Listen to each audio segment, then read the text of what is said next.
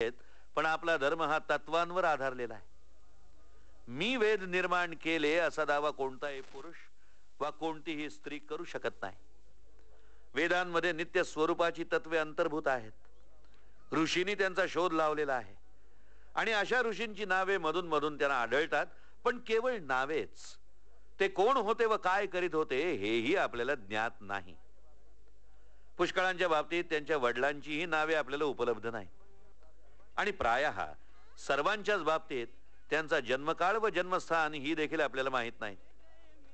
पण या ऋषींना आपल्या नावाची मुळीच पर्वा नव्हती. ते केवळ तत्वांचे प्रचारक होते व त्यांनी जी तत्वे शिकवली ती स्वतःच्या जीवनात उतरून दाखवण्याचा त्यांनी शक्य तेवढा प्रयत्न केला. त्याबरोबर जसा आपला ईश्वर निर्गुण असूनही सगुण आहे, तद्वत आपला धर्मही निर्गुण आहे. अर्थात तो काही विशिष्ट व्यक्तींवर आधारलेला नसून तत्वांवर आधारलेला आहे आणि तरीही त्यात असंख्य अवतार व महापुरुष यांनाही स्थान आहे. आपल्या धर्मामध्ये जेवढे अवतार, महापुरुष, ऋषी प्रभूती आहेत तेवढे दुसऱ्या कोणत्या धर्मात आढळतात? एवढेच नव्हे तर भविष्यकाळी आणखी असंख्य अवतार व महापुरुष आविर्भूत होतील असेही आपला धर्म सांगतो. श्रीमद भागवत सांगते की अवतार अनंत आहेत, म्हणून पुढे कितीही अवतार झाले तरी त्यांना आपल्या धर्मात स्थान आहे. म्हणून भारताच्या धार्मिक इतिहासात ज्या अवतारांचे व महापुरुषांचे वर्णन आहे ते खरोखरी ऐतिहासिक नाहीत असे जरी सिद्ध झाले तरीही त्याने आपल्या धर्माची काहीच हानी होत नाही. तो पूर्वीसारखा सुदृढ राहतो. कारण आपला धर्म तत्वांवर आधारलेला आहे, व्यक्तीवर नाही. एकाच व्यक्तीभोवती जगातील सर्व लोकांना एकत्र आणण्याचा प्रयत्न करणे अगदी व्यर्थ आहे. नित्य व सार्वजनीन अशा तत्वांभोवतीही त्यांना एकत्र आणणे अवघड आहे. तरी पण जगातील बहुतांश लोकांना धर्माच्या बाबतीत एकाच मताचे बनवणे जर कधी शक्य झाले तर ते नित्य अशा तत्वांच्या आधारेच शक्य आहे, व्यक्तींच्या आधारे नव्हे. तरीही मी सांगितल्याप्रमाणे आपल्या धर्मात विशिष्ट व्यक्तींच्या शब्दांचे प्रामाण्य व प्रभाव यांना भरपूर स्थान आहे. आपल्या धर्मात इष्टदेवतेचा जो अपूर्व सिद्धांत आहे तो तुम्हाला अनेक अवतारांपैकी तुमच्या आवडीनुसार कोणताही अवतार निवडण्याचे भरपूर स्वातंत्र्य देतो. आपल्या जीवनाचा आदर्श म्हणून आणि आपले विशेष उपास्य दैवत म्हणून तुम्ही कोणताही अवतार स्वीकारू शकता. एवढेच नव्हे तर तोच सर्वश्रेष्ठ अवतार आहे असेही तुम्ही मानू शकता. याला काहीच हरकत नाही. पण नित्य सत्य तत्वे हाच तुमच्या धर्मजीवनाचा आधार असला पाहिजे. आश्चर्य करण्यासारखी गोष्ट ही की अवतारांना देखील ते वैदिक सनातन तत्वांचे प्रत्यक्ष उदाहरण असतात, म्हणूनच आपण मानतो. भगवान श्रीकृष्णांचे महात्म्य यातच आहे की ते तत्वांवर आधारलेल्या आपल्या शाश्वत धर्माचे उपदेशक होते व वेदांताचे ते सर्वश्रेष्ठ भाष्यकार होते. जगातील सर्व लोकांनी वेदांताकडे का लक्ष द्यावे याचे दुसरे कारण असे की जगातील सर्व शास्त्रांपैकी केवळ हेच शास्त्र भौतिक विज्ञानाने बाह्य प्रकृती संबंधी केलेल्या आधुनिक संशोधनांशी व सिद्धांताशी पूर्णपणे सुसंवादी आहे. अतिप्राचीन काळी रूपाने समान, वंशाने समान व समान मनोभाव असलेल्या दोन निरनिराळ्या जाती भिन्न भिन्न मार्गाने अंतिम ध्येय गाठण्यासाठी निघाल्या. मी प्राचीन हिंदू व प्राचीन ग्रीक जातींविषयी बोलतोय. पहिल्या जातीने अंतर्जगताच्या विश्लेषणाच्या द्वारे मार्गक्रमण करण्यास सुरुवात केली, तर दुसऱ्या जातीने अंतिम ध्येयाच्या शोधार्थ बाह्य जगताच्या विश्लेषणाने प्रारंभ केला आणि त्यांच्या या अनुसंधानांच्या इतिहासाच्या विभिन्न अवस्था पाहिल्या असता असे दिसून येते या दोन्ही जातींच्या विचारांमधून अंतिम ध्येयाचे समान पडसाद उठत आहेत. आपल्याला स्पष्टपणे आढळून येते की फक्त वेदांतीच, हिंदूच आधुनिक भौतिक शास्त्रांच्या सिद्धांतांचा आपल्या धर्माशी समन्वय करून ते स्वीकारू शकतात. तसेच हे स्पष्ट आहे की आधुनिक जडवाद आपली तत्वे बाळगूनही वेदांताचे सिद्धांत ग्रहण करून आध्यात्मिकतेकडे वाटचाल करू शकतो. आम्हाला व ज्यांनी या विषयाचे अध्ययन केले आहे त्यांना स्पष्ट दिसून येते की आधुनिक भौतिक शास्त्रांचे सिद्धांत वेदांताने कित्येक युगांपूर्वीच सांगितले आहेत. फक्त आधुनिक विज्ञानाने ते जडाच्या भाषेत मांडले आहेत इतकेच. याप्रमाणे पाश्चात्यांनी वेदांताकडे का लक्ष द्यावे याचे दुसरे कारण म्हणजे वेदांताचा तर्कशुद्धपणा व त्याची आश्चर्यकारक बुद्धिनिष्ठता हे होय. पाश्चात्य देशातील नामवंत शास्त्रज्ञांपैकी अनेकांनी वेदांताचे सिद्धांत अत्यंत युक्तिनिष्ठ आहेत असे मला बोलूनही दाखवले. त्यांच्यापैकी एक जण माझ्या विशेष परिचयाचे आहेत. त्यांना प्रयोगशाळेबाहेर जाण्यास, अगर प्रसंगी भोजन करण्यासही वेळ मिळत नाही, परंतु वेदांतावरील माझी व्याख्याने ऐकण्यासाठी ते तासनतास खर्च करीत असत. ते असं म्हणत की वेदांत तत्वे अत्यंत शास्त्रशुद्ध व काळाच्या प्रचलित आकांक्षांशी अत्यंत सुसंवादी आहेत आणि आजची भौतिक शास्त्रे ज्या सिद्धांताप्रत येत आहेत त्यांच्याशी देखील ती अत्यंत सुसंवादी आहेत. धर्माच्या तुलनात्मक अभ्यासातून जे दोन शास्त्रशुद्ध निष्कर्ष निघतात त्यांच्याकडे मी तुमचे लक्ष वेधू इच्छितो. यापैकी पहिला निष्कर्ष सर्व धर्मांच्या सत्यत्वाविषयीचा आहे, तर दुसरा निष्कर्ष विश्वाच्या एकत्वासंबंधीचा आहे. बॅबिलोनियन व यहुदी लोकांच्या धार्मिक इतिहासात आपल्याला एक विलक्षण गोष्ट आढळते. आपल्याला माहित आहे की बॅबिलोनियन व यहुदी लोकांच्या अनेक जमाती असून त्या प्रत्येकीचा वेगळा असा देव होता आणि या वेगवेगळ्या देवांना एक सामान्य नाव असे. बॅबिलोनियन लोकांच्या सर्व देवांना बाल असे म्हणत आणि त्यात बाल मेरोडाक हा प्रमुख होता. काही कालाने बॅबिलोनियन जमातीपैकी एखादी त्या जातीतील इतर जमातीने जिंकून घेत असे व नंतर स्वाभाविकपणेच जेत्यांचा देव अन्य जित जमातींच्या देवांचा प्रमुख मानला जाई. सेमेटिक लोक ज्या एकेश्वर वादाचा गर्व करतात तो अशा रीतीने निर्माण झाला. यहुदी लोकांच्या सर्व देवांना मोलोक असे म्हणत. यापैकी इस्रायली जमातीच्या देवाला मोलोक याव्हा किंवा मोलोक यावा असे म्हणत असत. काही काळाने या इस्रायली जमातीने हळूहळू इतर यहुदी जमातींना जिंकले आणि आपला मोलोक हा सर्वश्रेष्ठ मोलोक आहे असे तिने जाहीर केले. आणि मला खात्री आहे की या धार्मिक लढायातून किती रक्तपात, पाशविकृत्ये व अत्याचार घडून आले हे आपणास माहीत असेल. नंतर पुढे बॅबिलोनियन लोकांनी मोलोक यावाचे प्रभुत्व नष्ट करण्याचा प्रयत्न केला, पण त्यात त्यांना यश आले नाही.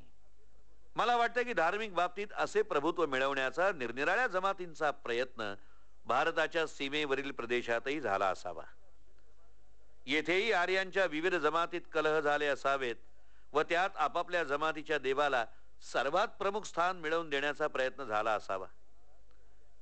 पण भारताचा इतिहास यहुद्यांच्या इतिहासाहून वेगळा व्हावयाचा होता. जगातील सर्व देशात केवळ भारत हाच अध्यात्माची व सहिष्णुतेची भूमी व्हावयाची होती. म्हणूनच येथे विभिन्न जमातींचे देवांसंबंधीचे युद्ध फार काळ टिकले नाही. जेथवर इतिहासाची मजल पोहोचत नाही व परंपरेने चालत आलेल्या दंतकथांनाही ज्याचा काही थांग पत्ता लागत नाही, अशा त्या अत्यंत प्राचीन काळी भारतात एक ऋषी आविर्भूत झाले व स्वतःच्या अनुभूतीच्या आधाराने त्यांनी घोषणा केली की एकम सत विप्रा बहुधा वदंती. सद्वस्तू एकच आहे आणि ऋषी तिला विविध नावांनी संबोधितात. अशा प्रकारचे चिरस्मरणीय वाक्य आतापर्यंत कधी उच्चारले गेले नाही. अशा प्रकारच्या महान सत्याचा शोध आतापर्यंत लागलेला नाही आणि हे सत्य आम्हा हिंदूंच्या राष्ट्रीय जीवनाचा जणू काही कणाच आहे. शेकडो शतकांपासून एकम सत विप्रा बहुधा वदंती हे सत्य विकसित होत होत त्याने आपले सर्व राष्ट्रीय जीवन व्यापून टाकले आहे आणि आता ते आपल्या नसा नसातून वाहत आहे. आपल्या रक्ताशी अगदी एकजीव होऊन गेले आहे. या महान सत्यावर आपले पुरेपूर प्रेम आहे आणि आपला देश हा धार्मिक सहिष्णुतेची महान भूमी झाला आहे. येथे याच ठिकाणी लोकांनी त्यांच्या धर्माची निंदा कराव्यास आलेल्या परधर्मियांसाठी मंदिरे व चर्चच्या इमारती बांधून दिल्या. परधर्म सहिष्णुतेचे हे महान तत्व आपल्याकडून शिकण्यासाठी जग वाट पाहत आहे. परदेशात अजूनही केवढी असहिष्णुता आहे याची तुम्हाला फारशी कल्पना नसेल. परदेशात धार्मिक असहिष्णुता एवढी प्रबळ आहे की तिच्यामुळे मला तिकडेच मृत्युमुखात पडावे लागेल की काय असे अनेकदा वाटले. धर्माकरता मनुष्याचा प्राण घेणे या गोष्टीचे त्यांना काहीच वाटत नाही. ज्या सभ्यतेचा पाश्चात्यांना गर्व आहे तिच्या अगदी माहेर घरात आज जरी असे घडत नसले तरी उद्या तसे घडूही शकेल. एखाद्याने देशाच्या प्रचलित धर्माविरुद्ध एक शब्दही जर उच्चारला तर पाश्चात्य देशात त्या माणसावर भयंकर स्वरूपाचा बहिष्कार टाकला जातो. आपल्या देशात येऊन हे लोक आपल्या जाती संस्थेवर हवी तशी टीका करीत असतात. तुम्ही पाश्चात्य देशात गेलात व माझ्याप्रमाणे तेथे राहिलात तर तुम्हाला आढळेल की तेथील अत्यंत नामवंत प्राध्यापक सुद्धा अगदी भ्याडाप्रमाणे वागत असतात आणि लोकमताच्या विरोधाच्या धास्तीने धार्मिक बाबतीत त्यांना जे सत्य वाटत असते त्याचा 1% बोलून दाखवण्याची हिंमत त्यांना होत नाही. म्हणून धर्मसहिष्णुतेच्या या महान तत्वाची जग आज अपेक्षा करीत आहे. आधुनिक सभ्यतेत या धर्मसहिष्णुतेची भर पडल्यास ती फार मोलाची ठरेल. एवढेच नव्हे तर ही धर्मसहिष्णुता आत्मसात केल्याशिवाय कोणतीच सभ्यता दीर्घकाळ टिकू शकणार नाही. दुराग्रह, रक्तपात व पाशवी अत्याचार थांबल्याशिवाय कोणत्याही सभ्यतेचा विकास होणे शक्य नाही. एकमेकांकडे सहानुभूतीने पाहिल्याशिवाय कोणतीही सभ्यता डोकेच वर काढू शकणार नाही. अत्यंत आवश्यक अशी सहानुभूती निर्माण करण्याची पहिली पायरी म्हणजे एकमेकांच्या धार्मिक मतांकडे सहानुभूतीने पाहणे ही होय. पण एवढेच काही पुरेसे नाही. आपल्याला हे समजून घ्यावे लागेल की आपल्या धर्मकल्पना व समजुती कितीही भिन्न असल्या तरी आपण परस्परांना खरोखर सहाय्य केले पाहिजे. आणि मी आताच सांगितल्याप्रमाणे भारतात आपण हेच करीत असतो. येथे या भारतात हिंदूंनी ख्रिस्ती लोकांसाठी प्रार्थना मंदिरे व मुसलमानांसाठी मशिदी बांधल्या आहेत व ते आजही बांधित आहेत. आपण असेच केले पाहिजे. त्यांनी जरी आपला द्वेष केला, त्यांनी जरी पाशवी प्रवृत्ती प्रकट केली, त्यांनी जरी क्रौर्य दाखवलं, त्यांनी जरी आपल्यावर अत्याचार केले आणि त्यांनी जरी आपल्याविषयी कुत्सित भाषा वापरली, तरीही आपण ख्रिस्ती लोकांसाठी प्रार्थना मंदिरे व मुसलमानांसाठी मशिदी बांधण्याचे कार्य करीत राहू व अखेर त्यांना प्रेमाने जिंकू आणि जगाला सिद्ध करून दाखवू की प्रेमानेच चिरजीवन जगण्याची पात्रता मिळवता येते, द्वेषाने नव्हे. सौजन्याच्या शक्तीने जीवनात यश लाभत असते, केवळ पशुत्वाने व भौतिक शक्तीने नव्हे. युरोपातील विचारवंतांना नव्हे सर्व जगाला, कदाचित वरच्या वर्गापेक्षा खालच्या वर्गाला, सुसंस्कृत म्हणवणाऱ्या लोकांपेक्षा सामान्य जनतेला, सुशिक्षितांपेक्षा अजाण जनतेला व बलवानांपेक्षा बलहीन लोकांना आपल्यापासून आज दुसरे एक महान तत्व हवे आहे आणि ते म्हणजे सर्व विश्वाच्या आध्यात्मिक एकत्वाविषयीचे चिरंतन उदात्त तत्व होय. पाश्चात्य शास्त्रज्ञांनी भौतिक साधनांच्या सहाय्याने केलेल्या आजकालच्या संशोधनाने अखिल विश्वाचे एकत्व कसे दाखविलेले आहे हे मी मद्रास विश्वविद्यालयाच्या विद्वानांना आज सांगण्याची गरज नाही. भौतिक दृष्टीनेही तुम्ही व मी, सूर्य, चंद्र आणि तारे हे केवळ जडद्रव्याच्या एकाच अथांग महासागरावरील लहान लहान तरंग कसे आहेत हे पाश्चात्य शास्त्रज्ञांनी दर्शवून दिले आहे. त्याचप्रमाणे शरीर व मन ही केवळ भिन्न नावे असून ती जडद्रव्याच्या अनंत सागरावरील समष्टीवरील केवळ तरंग कशी आहेत हे भारतीय मानसशास्त्राने कित्येक युगांपूर्वी दाखविले. आणि एक पाऊल पुढे जाऊन वेदांताने हे दाखवले की या भासमान विश्वाच्या एकत्वापलीकडे जो खरा आत्मा आहे तोही एकच आहे. अखिल विश्वामध्ये एकमेव आत्माच विद्यमान आहे. ती एकच सत्ता सर्व काही आहे. समग्र विश्वाच्या मुळाशी वस्तुतः एकत्व आहे हे महान तत्व ऐकून अन्य देशातील लोक भयभीत होतात. एवढेच नव्हे तर आपल्या देशातील अनेक लोकही हा अद्वैतवाद ऐकून भयभीत होतात. आजही या अद्वैतवादाला उचलून धरणाऱ्यांपेक्षा कधी कधी त्याचे विरोधकच अधिक असलेले दिसून येतात. तरीही मला आपणास हे सांगावयाचे आहे की सर्व जगाला आज अद्वैतवादाचा हा महान जीवनदायी सिद्धांत आपल्यापासून हवाय. भारतातही उपेक्षित व दलित लोकांना त्यांच्या उद्धाराकरता तो हवाय. कारण ह्या आपल्या मातृभूमीचा उद्धार वरील अद्वैत सिद्धांत परिणामकारक रीतीने प्रत्यक्षात आणल्याविना कोणीही करू शकणार नाही. आपण ऐकत होतात स्वामी विवेकानंदांची भारतीय व्याख्याने. अभिवाचक विनय आपटे, सादर करते राजेंद्र पाटणकर.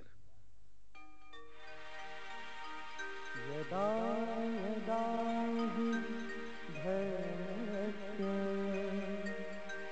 ग्लानिर्भवति भारत अभ्युत्थानम् अधर्मस्य तदात्मानं सृजाम्यहम् परित्राणाय साधूनां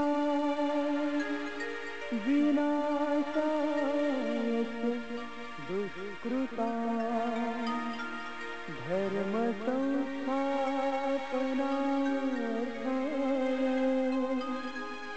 संभवामि युगे युगे. हा कार्यक्रम आकाशवाणी मुंबईच्या अस्मिता वाहिनीवरून प्रसारित करण्यात आला.